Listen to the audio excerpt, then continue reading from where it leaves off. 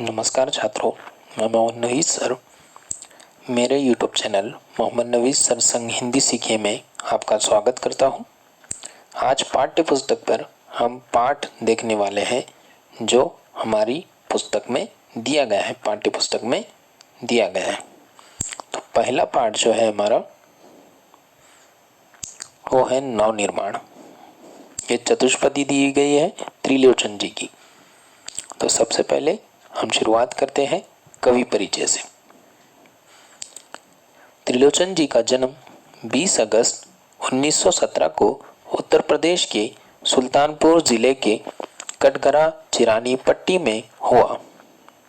आपका वास्तविक नाम वासुदेव सिंह है। इनका वास्तविक नाम आप याद रखेंगे, पूछा जा सकता है आपको। आप हिंदी के अतिरिक्त अरबी और फारसी भाषाओं के निष्णात ज्ञानी माने जाते हैं। पत्रकारिता के क्षेत्र में भी आप सक्रिय रहे। आपने काव्य क्षेत्र में प्रयोगधर्मिता और समर्थन किया और नव सृजन करने वालों के प्रेरणा स्रोत बने रहे। आपका साहित्य भारत के ग्राम समाज के उस वर्ग को संबोधित करता है जो वर्षों से दबा कुचला हुआ है। आपकी साहित्यिक भाषा लोक भाषा से अनुप्राणित है। सहज, सरल तथा मुहावरों से परिपूर्ण भाषा आपके साहित्य को लोकमानस तक पहुंचाकर जीवंतता भी प्रदान करती है। आपका निधन 2007 में हुआ। प्रमुख कृतियां: धरती, दिगंत, किला, गुलाब और बुलबुल, उस जनपद का कवि हूँ, सबका अपना आकाश कविता संग्रह, देश काल कहानी संग्रह, दैनंदिनी डायरी आदि। विद्या परिचय: चतुष्पदी 4 चरणों वाला छंद होता है। ये चौपाई की तरह होता है। इसमें 4 चरण होते हैं। इसके प्रथम और द्वितीय और चतुर्थ चरण में तुकबंदी होती है। भाव और विचार की दृष्टि से प्रत्येक चतुष्पदी अपने आप में पूर्ण होती है। पाठ परिचय: प्रस्तुत चतुष्पदी में कवि का आशावाद दृष्टिगोचर होता है। वर्तमान समय में सामान्य मनुष्य के लिए संघर्ष करना अनिवार्य हो गया है। कवि मनुष्य को संघर्ष करने और अंधेरा दूर करने की प्रेरणा देते हैं। जीवन में व्याप्त अन्याय, अत्याचार, विषमता और निर्बलता पर विजय पाने के लिए कवि बल और साहस एकत्रित करने का आह्वान करते हैं। न्याय के लिए बल का प्रयोग करना समाज के उत्थान के लिए श्रेयस्कर होता है। इस साहित्य से भी कवि अवगत कराते हैं। कवि का मानना है कि समाज में समानता, स्वतंत्रता तथा मानवता का स्थापित करना हमारे जीवन का उद्देश्य होना चाहिए। तो चलिए शुरुआत करते हैं। पहले मैं पूरी आपको चतुष्पदी पढ़कर सुनाता हूँ, फिर एक एक बार आपको उसको विस्तार से समझाऊंगा। तुमने विश्वास दिया है मुझको, मन का उच्छ्वास दिया है मुझको, मैं इसी भूमि पर संभाल लूंगा, तुमने आकाश दिया है मुझको। सूत्र ये तोड़ नहीं सकते हैं, तोड़कर जोड़ नहीं सकते हैं, व्योम में जाए कभी भी उड़ जाए, भूमि को छोड़ नहीं सकते हैं। सत्य है राह में अंधेरा है, रोक देने के लिए घेरा है, काम भी और तुम करोगे क्या, बढ़ चलो सामने अंधेरा है। बल नहीं होता सताने के लिए, वे है पीड़ित को बचाने के लिए, बल मिला है तो बल बनो सबके, उठ पड़ो न्याय दिलाने के लिए। जिसको मंजिल का पता रहता है, पथ के संकट को वही सहता है, एक दिन सिद्धि के शिखर पर बैठ अपना इतिहास वही कहता है। प्रीति की राह पर चले आओ, नीति की राह पर चले आओ, वह तुम्हारी ही नहीं सबकी है, गीति की राह पर चले आओ। साथ निकलेंगे आज नर नारी, लेंगे कांटों का ताज नर नारी, दोनों संगी है और सहचर है, अब रचेंगे समाज नर नारी। वर्तमान बोला अतीत अच्छा था, प्राण के पथ का मीत अच्छा था, गीत मेरा भविष्य आएगा गाएगा, यो अतीत का भी गीत अच्छा था। चुनी हुई कविताएं संग्रह से। चलिए पहले आपको चतुष्पदी समझाता हूँ। तुमने विश्वास दिया है मुझको, मन का उच्छ्वास दिया है मुझको, मैं इस भूमि को सब पर संभाल लूंगा, तुमने आकाश दिया है मुझको। कवि त्रिलोचन जी धरती माँ को संबोधित करते हुए अपने विचारों और भावों को अभिव्यक्त करते हैं। कवि कहते हैं कि माँ जिस भरोसे और यकीन के साथ मुझे जीवन दिया है, मैं गहरी सांस लेने में समर्थन हो पाया हूँ, उसे इस धरा पर सुरक्षित व संभाल कर रखूंगा, उसे बेकार नहीं जाने दूंगा। आज मुझे जो खुला आसमान मिला है, जीवन के आज़ादी का सुनहरा अवसर मिला है, इसका मैं सदैव उपयोग करूंगा, जीवन को सफल और सार्थक बनाने के लिए सदैव प्रयासरत रहूंगा। दूसरी चतुष्पदी। सूत्र ये तोड़ नहीं सकते हैं, तोड़कर जोड़ नहीं सकते हैं, हवाओं में जाए कहीं भी उड़ जाए, भूमि को छोड़ नहीं सकते हैं। कवि कहते हैं कि हमें जीवन में रिश्ते और प्रेम के बंधनों को अहमियत देना चाहिए। प्रेम व रिश्तों में के बंधन का धागा नाजुक होता है, इसे तोड़ने के बाद हम जोड़ नहीं सकते हैं, इसलिए संबंधों के अहमियत को समझाना चाहिए। जिसे तोड़कर हम जोड़ नहीं सकते हैं तो उसे तोड़ने का भी अधिकार नहीं है। धागा एक बार टूट जाता है तो लाख प्रयास करने पर भी पूर्ववत नहीं जुड़ सकता। जीवन में सफलता पाने के लिए, कामयाबी के लिए कहीं भी चले जाए, हमारे सामने खुला असीम आकाश है।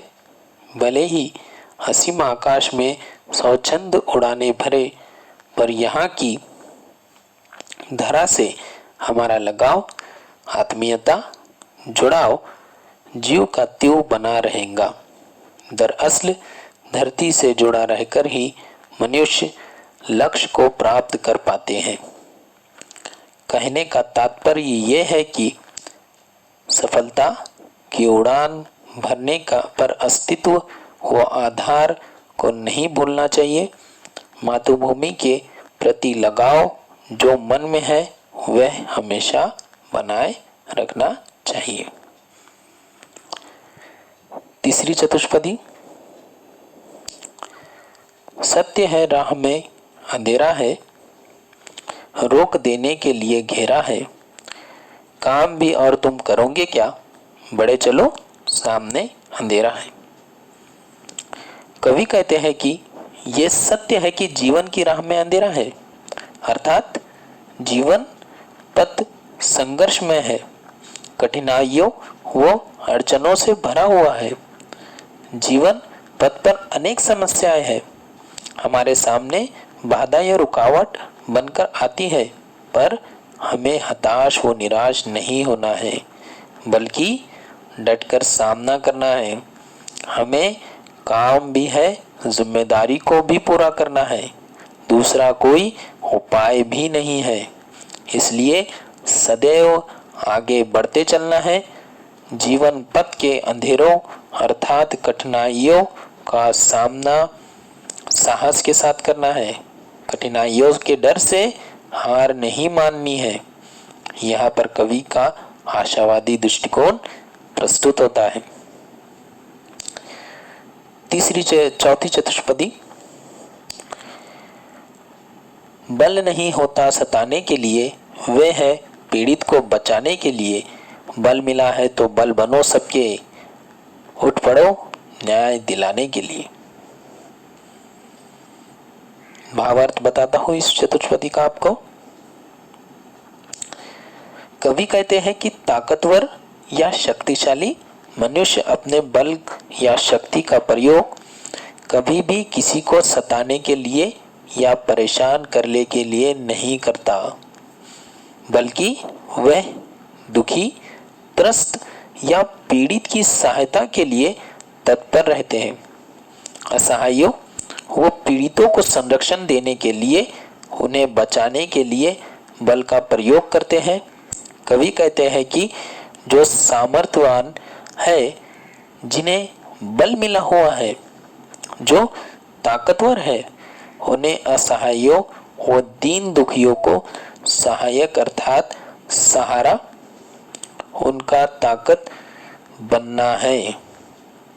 ऐसे पीड़ितों को न्याय दिलाने के लिए ताकतवर लोगों का सदैव प्रयास करना चाहिए, जिससे कि समाज में कोई भी दुखी ना रहे, किसी के भी साथ अन्याय ना होने पाए।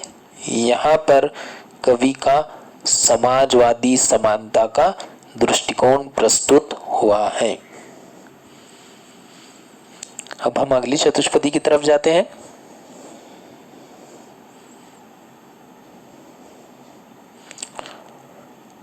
जिसको मंजिल का पता रहता है, पथ के संकट को वही सहता है, एक दिन सिद्धि की शिखर पर बैठ अपना इतिहास वही कहता है। इसका भावार्थ, कवि कहते हैं कि जिस व्यक्ति को जीवन का उद्देश्य पता होता है, जिसे अपनी मंजिल अर्थात लक्ष्य का ज्ञान और ध्यान होता है, वे मंजिल तक पहुंचने के लिए सदैव प्रयासरत रहता है। वे जीवन पथ पर अर्थात मंजिल की राह में आने वाली सभी कठिनाइयों, मुसीबतों, संकटों और समस्याओं का सामना करता है। वह का सामना करते करते करते, संघर्ष करते करते मंजिल तक पहुंच जाता है। एक दिन सफलता का शिखर पर विराजमान हो जाता है। ऐसे संघर्ष करने वाले साहसी व्यक्तियों की उपलब्धियां के बारे में इतिहास में बताया जाता है।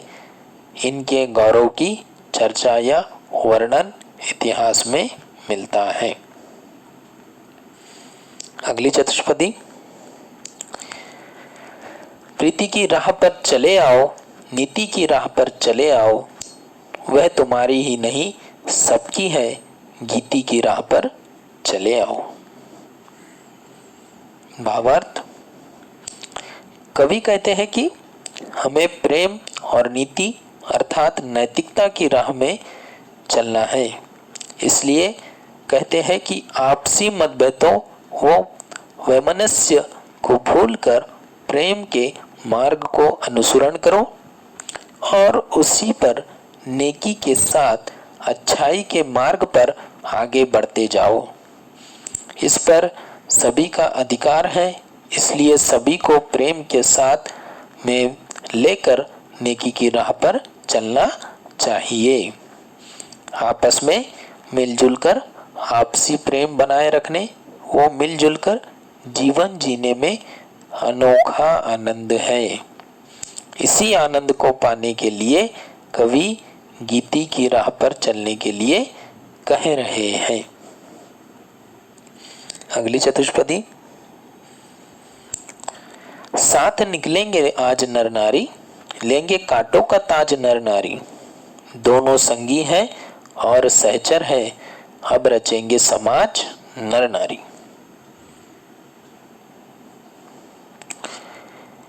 भावार्थ, कवि कहते हैं कि आज सामाजिक परिवर्तन हो गया है, समाज में बदलाव आया है। अब नर और नारी अर्थात पुरुष और महिला एक साथ कंधे से कंधा मिलाकर चलेंगे। जीवन में चुनौतियों का सामना नर और नारी मिलकर करेंगे। संघर्ष करते हुए कांटों का ताज धारण करेंगे अर्थात विषम परिस्थितियों में सफलता प्राप्त करेंगे। दोनों साथी हैं, जीवन साथी है, साथ मिलकर जीवन जीने का वचन दिया है और उसका निर्वाह भी करेंगे। समाज का नवनिर्माण व विकास नर नारी के सहयोग से ही संभव है। बेशक आज के नर नारी अपने उत्तरदायित्वों को समझ गए हैं, अब वे मिलकर नए समाज की रचना करेंगे। ऐसे समाज का निर्माण करेंगे जिसमें स्त्री व पुरुष को समान अधिकार होगा। यहाँ पर समाज के उत्थान हेतु कवि का समता व समाजवादी दृष्टिकोण प्रस्तुत हुआ है। आखिरी चतुष्पदी। वर्तमान बोला अतीत अच्छा था, प्राण के पथ का मीत अच्छा था, गीत मेरा भविष्य गाएगा, यो अतीत का भी गीत अच्छा था। भावार्थ। कवि कहते हैं कि संघर्ष करते समय मनुष्य को अतीत का जीवन अर्थात अपने पूर्वजों का जीवन अच्छा लगता है। उन्हें लगता है कि पूर्वजों को उनकी उपेक्षा कम संघर्ष करना पड़ा था, उनका जीवन सुखमय था, उनकी उपेक्षा कम मेहनत करना पड़ा था। बेशक दिन प्रतिदिन चुनौतियां बढ़ती जाती हैं।